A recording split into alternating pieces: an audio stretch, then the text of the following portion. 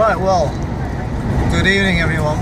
Well, it's actually early hours of the morning. It's 12:30 after the game. Driving back from Glasgow on the motorway, and weather's not bad. Anyway, it's just a response to that game. Yeah, I hate to say it. I hate to say I told you so, I told you all, but never doubt an old head like myself, because needless to say, a lot of things I've been saying over the past few months certainly came true. After, I think, the last game that we played, the Champions League game, remember that one? It was awful, and I actually came out and said, if we face a decent attacking European team, they will rip us. In fact, I mentioned not just one new arsehole, I think I mentioned 3 new arseholes, and of course they scored 3 tonight. And Wolfsburg really a good attacking European team. Well, playing against us it looked like, but you know, if we got, you know, I'd fear the worst if we've got something like Barcelona, Real Madrid, or one of the top German teams. Christ almighty. You know, everybody's been banging on about, oh, our defence, and he stopped our goals, and this shite of, oh, we work from the back, and you build a team from the back. Come on, it was obvious, you know, that we've ridden our luck in defence. We've ridden our luck in defence so many times. Even the West Ham game, hit the post twice. 1-1 in the goalie, the guys have scored. We've ridden our luck. Our defence has not been too clever, despite everybody thinking. So everybody's going, oh well, yeah, we've stopped the goals going in. So yeah, we've sorted that out. Just the expense of scoring goals. No, we haven't. We just haven't had any teams that have really had a go at us. You know, they had a go at us. They scored 3. Who's the other team had a really go at us? Arsenal. Well, and did they score as well? Teams have a go at United, they will score. Because honestly, our defence is not as good as people are making it out to be. It really, really isn't. Sorry to blow that myth. And of course, you know, then of course it is, you know, if your defence isn't very good, well, we all know about our attack, because recently that has been awful. The pluses tonight, the game I saw, was, well, the young guys actually looked like they wanted to have a go. You know, like Depe, Martial, and Jesse really looked like wanted to have a go. And even the defender that came on for Darmian, I forgot his blinking name now, the Uruguayan guy, lo and behold, apparently I believe it was Moyes' first signing. Fuck me, David Moyes, what a hero. But he shouldn't have bought Fellaini, that's where it likes down there. Fellaini, let's get Fellaini. Why is he even getting to play? Oh my god, I hate to keep on saying this, but honestly, he is shite. He's awful. He's just, why is he playing? He's so, what does he bring to the game apart from a ridiculous afro? He's so one-dimensional. He shouldn't play. He is just shit. And then I just don't want to go through the rest of the players and the play and everything else, because I've been there, done that, and it gets really, really boring. Me repeat ourselves. But it comes to a lot of things. The things about, you know, you put a lot of those young guys out there, you know, young guys and experience, and you know, it was like back in the days when they had that stupid rule in Europe, whereupon we couldn't play our best European players, because it was like the 7 Diddy's rule or something, whereupon you had to play 7 homegrown players and only use 4 internationals. I think we played like Barcelona once, and it was stupid, like we had Schmeichel and Cantona in the stand or something, and it reminded me of that. It reminded me of the fact all of a sudden we're having to play really, really young, inexperienced kids, but not with the breadth of experience and depth playing around them. You could get it when you were like incorporating like Scholes and these lads early doors because of who was around them, but we couldn't do that today.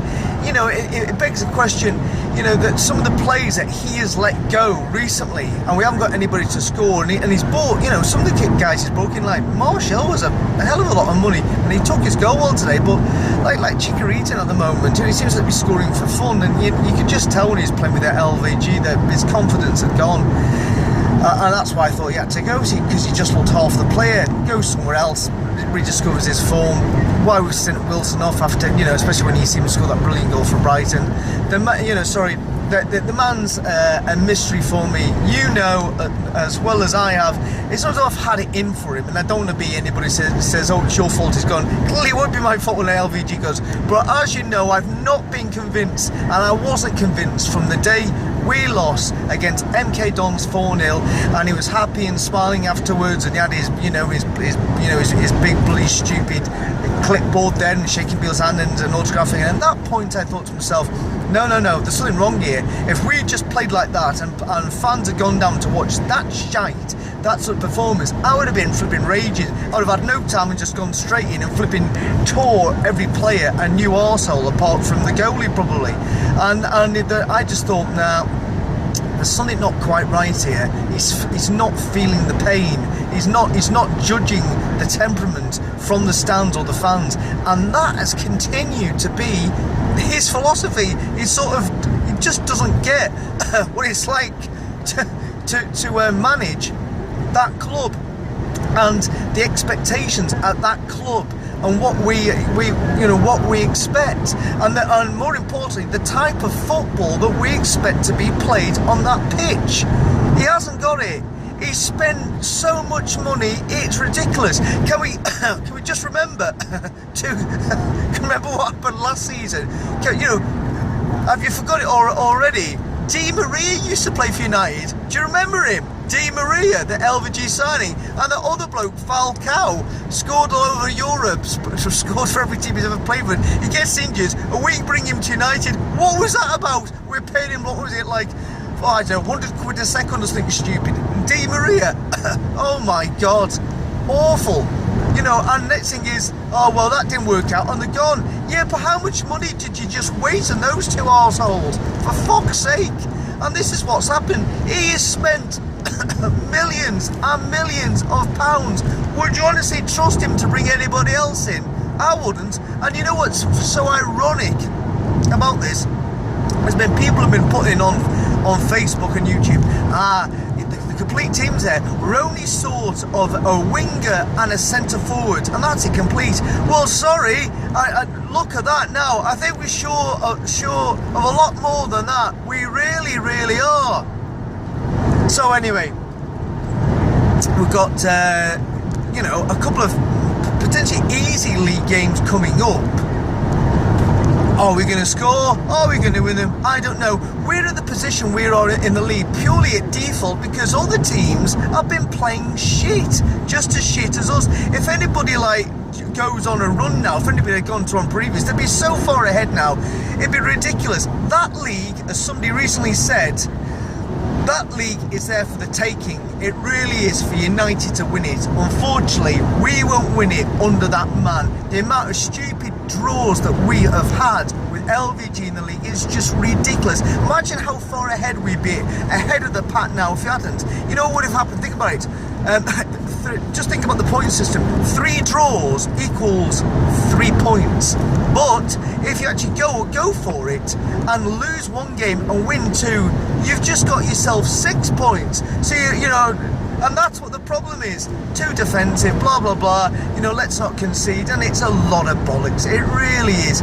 It's just rubbish. At least that game tonight was bloody. At least there was goals. At least exciting. At least the youngsters had a go. But they are youngsters. Well, they're just young guys that come in. It's just bizarre. Anyway, I'm glad to see that finally on Facebook, people, I'm not coming round to my way of thinking, but people have seen that that he may have done it. He may have done it in Europe. But if you look at Wikipedia on Van Gaal's history, that it hasn't always gone very well. He has been sacked a few times. He didn't get Holland to the World Cup. He's fallen out with players. Players have not liked his philosophy, and players have rebelled and allegedly forced him at the club. It hasn't always gone well for Van Gaal.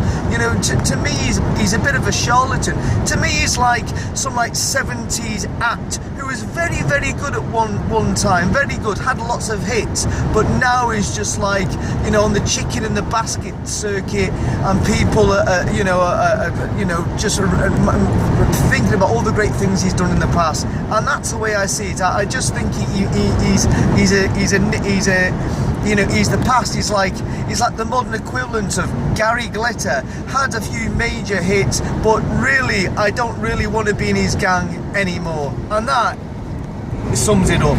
You know, come on, come on, come on. He's got to go.